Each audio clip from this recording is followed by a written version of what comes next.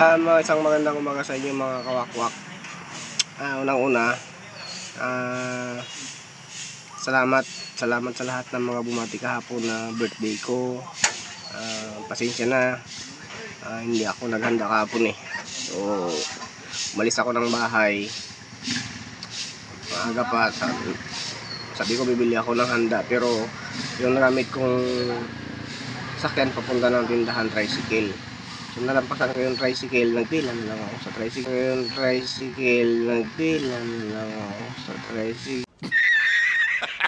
Sa kanto, tapos namasada ako ng kalahating araw. At yun nga, tanghali umuwi ako, sabi ko tanghali ako magluluto.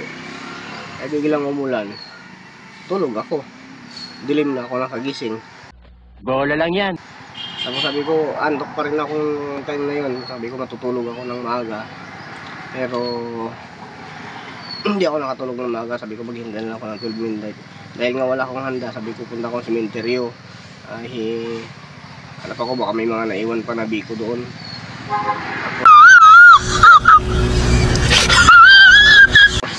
Nagkumpisa ako sa pinakadulong part ng sementeryo. Tinignan ko doon, walang mga naiwan. Tapos sa bandang gitna, may nakita akong may dala pa naman din akong Tupperware. Nakita akong biko, isang plato. So tinikman ko muna yung biko, tapos hindi ko nagustuhan, binalik ko kasi kulang sa asukal.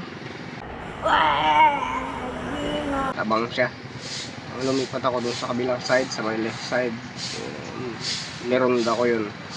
Nakita naman ako doon ng pansit. Yung pansit naman, tinikman ko rin. Hindi ko rin nagustuhan yung lasa kasi kulang naman sa toyo. Kilala kong kaliskis mo, oy. Putla yung pansit, matabang. Yung nagpalasa lang ng kanya, puro parang bitchin o magic sarap lang. Lipat ako sa kabilang part doon, nakakita ako, kasabi ko tsamba, kita ko ng McDo. Tupperware ng McDo, yung lalagyan niya. Mga nagpapa-order ng malaki, ganun. Pagbukas ko, nakakita ko ng ano ang tawag doon? Yung price niya. Gago ko. Yung nilang gam na, hindi ko rin siyempre kinuha.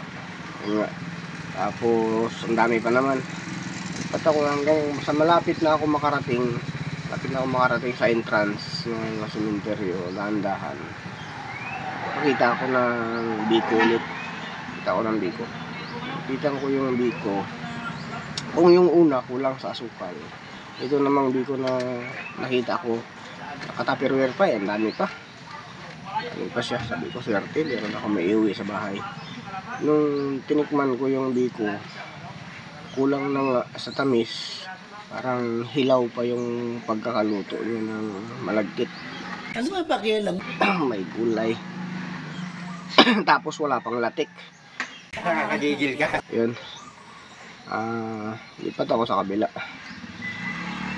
Kita naman ako doon sa kabila ng yung halaya. Siyempre halayang ubi. Tapos may kapit pa. Bakit ang tatabang niya magtimpla? Wala tuloy ako nakuha. Tapos yung last na doon mismo sa entrance, nakita ko ng Jollibee. Yung bakit ng Jollibee? Pagtingin ko yung bakit ng Jollibee, nakapatong. Sabi ko sana mayroon pa kahit isa kasi wala pa akong nakakapaghapunan.